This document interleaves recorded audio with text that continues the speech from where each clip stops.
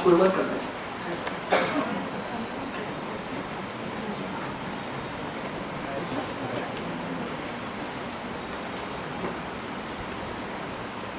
Good morning class, आप सभी का सप्ताहिक कोचिंग परिवार में हार्दिक स्वागत है। अपकमिंग एग्जाम में आईबीपीएस पीओ, आईबीपीएस क्लर्क और आरआरबी क्लर्क और पीओ दोनों एग्जाम के लिए आज कुछ महत्वपूर्ण बातें आपसे डिस्कस की जा रही है मैथ्स के रूप में।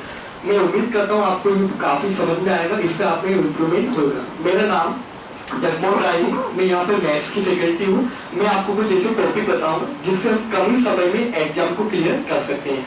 सबसे पहले हम डिस्कस कर रहे हैं आईबीपीएस पीओ पे।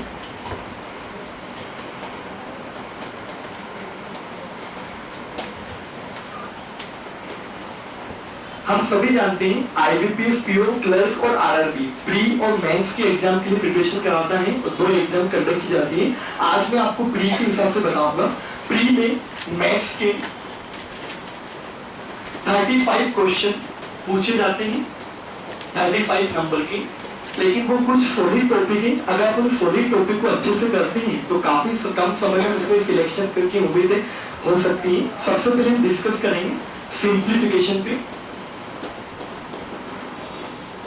आईबीपीएस पीओ में सिंप्लीफिकेशन 5 नंबर का आएगा।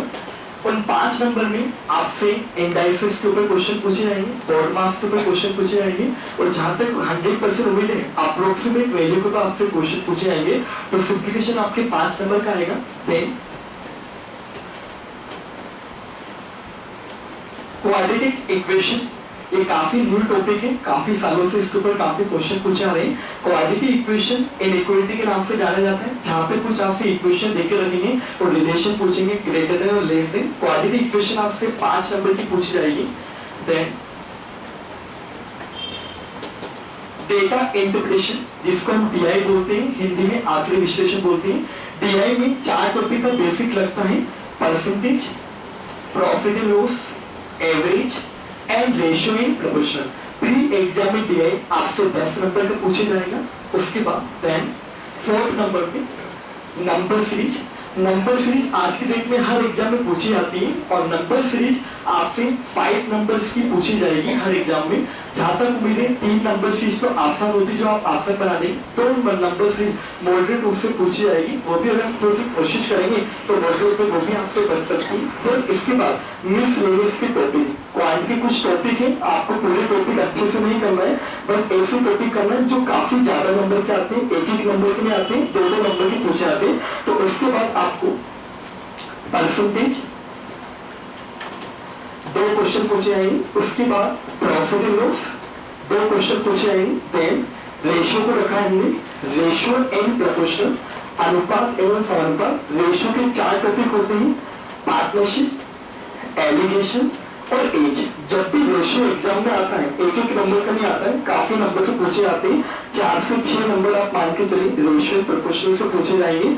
उसके बाद टाइमिंग वर्क, टाइमिंग वर्क आपसे 2 नंबर का पूछा जाएगा। फिर उसके बाद हम टाइमिंग डिस्टेंस की बात कर सकते हैं, टाइमिंग डिस्टेंस आपसे 2 नंबर्स का पूछा जाएगा। और इसके लास्ट में एक और टॉपिक को हम जगह देंगे जिसका नाम है permutation and combination and probability, जिसे आप बोलते हैं हिंदी में क्रंचे संचय एवं प्रायिकता।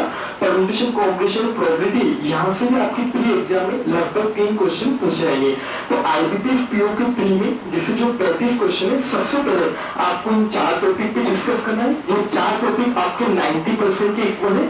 उसके बाद आपके इन अर्थमेटिक कुछ टॉपिक को डिस्कस करना है। अर्थमेटिक इन टॉपिक काफी आपको बेनिफिट कर सकते हैं। फिर इसके बाद हम देखेंगे आईबीपीएस क्लर्क की बात करते हैं। आईबीपीएस क्लर्क में क्या रहेगा, ऊपर की साइड में आपको बता रहा हूं। आईबीपीएस क्लर्क का भी प्री एग्जाम होगा, वापिस 35 क्वेश्चन 35 नंबर के रहेंगे। क्लर्क के एग्जाम में भी आपके सेम टू सेम वही टॉपिक काम आएंगे जो पीओ के एग्जाम में, बस एक टॉपिक आपका अलग हो जाएगा। देखेंगे आप बोर्ड पे वापिस क्लर्क के एग्जाम में सिंप्लीफिकेशन आपके 5 नंबर का नहीं आएगा। आईबीपीएस क्लर्क में सिंप्लीफिकेशन आपके 10 नंबर का आएगा। 10 नंबर में आपके अप्रोक्सीमेट के क्वेश्चन, इंडाइसेस एंड सर्च के क्वेश्चन, उसके बाद बॉड मास के क्वेश्चन, सिंपल सिंप्लीफिकेशन पूछ सकते हैं। तो 10 नंबर का आपका सिंप्लीफिकेशन आएगा। फिर उसके बाद डीआई जिसे हम बोलते हैं डेटा इंटोरेशन। डीआईओ आपसे पूछे जाएंगे 10 नंबर के क्वेश्चन के रूप में। थर्ड नंबर पे नंबर सीरीज आपसे पूछे जाएंगे 5 नंबर के। क्लर्क के एग्जाम में पिछले साल से हमने देखा है जहां पर पीओ में क्वाड्रेटिक इक्वेशन पीओ में पूछी आती है, क्लर्क में क्वाड्रेटिक इक्वेशन नहीं आती है। तो आईबीपीएस क्लर्क में ना तो मेंस ना प्री में आपसे क्वाड्रेटिक इक्वेशन पूछी जाएगी। ये 3 टॉपिक आपके 25 नंबर्स के पूछे जाएंगे। फिर उसके बाद कुछ अरिथमेटिक के टॉपिक है। वापस अरिथमेटिक में जो आपने आईबीपीएस पीओ में स्ट्रॉन्ग किए थे वही टॉपिक आपके काम आएंगे, जहां पे वापस परसेंटेज के 2 क्वेश्चन, प्रॉफिट एंड लॉस के 2 क्वेश्चन, रेशियो प्रोपोर्शनल में पार्टनरशिप, एलिगेशन, एज के 4 से 6 क्वेश्चन, टाइमिंग वर्क के 2 क्वेश्चन, टाइमिंग डिस्टेंस के 2 question, permutation and combination and probability के 3 क्वेश्चन। और एक और टॉपिक में क्लर्क में शामिल कर रहे हैं simple interest and compound interest, जिसको हिंदी वाले बच्चे बोलते हैं साधारण ब्याज एवं चक्रवृद्धि ब्याज। क्लर्क के एग्जाम में simple interest and compound interest से 2 टॉपिक पूछाएंगे। तो सबसे पहले आपको इन 3 टॉपिक पर फोकस करना है। उसके बाद ये क्वांट के कुछ बड़े टॉपिक हैं, इनमें से अगर आप 3 या 4 टॉपिक पर अच्छे से कमांड करते हैं तो अपकमिंग एग्जाम में आपकी 100% सिलेक्शन हो सकता है। फिर उसके बाद आरआरबी की हम बात करते हैं, ग्रामीण बैंक की हम बात करते हैं।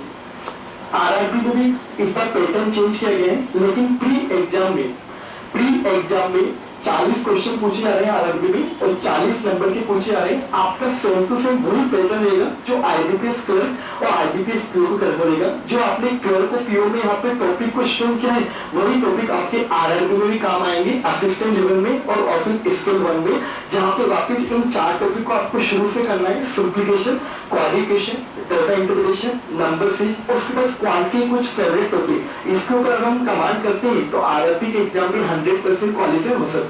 लास्ट में सभी स्टूडेंट से एक बात बोलूंगा मैं कि सबसे पहले अगर आप 3 महीने में एग्जाम को क्लियर करना चाहते हैं तो मैथ्स के इन 4 टॉपिक का फोकस करिए।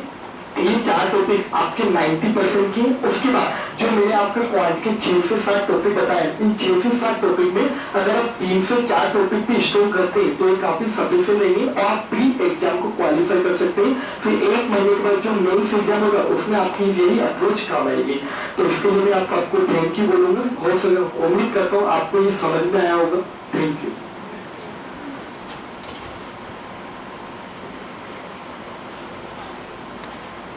तो ये था आईबीपीएस द्वारा नया एग्ज़ाम पैटर्न प्री एग्ज़ाम का, जिसे जगमोहन राय सर ने समझाया।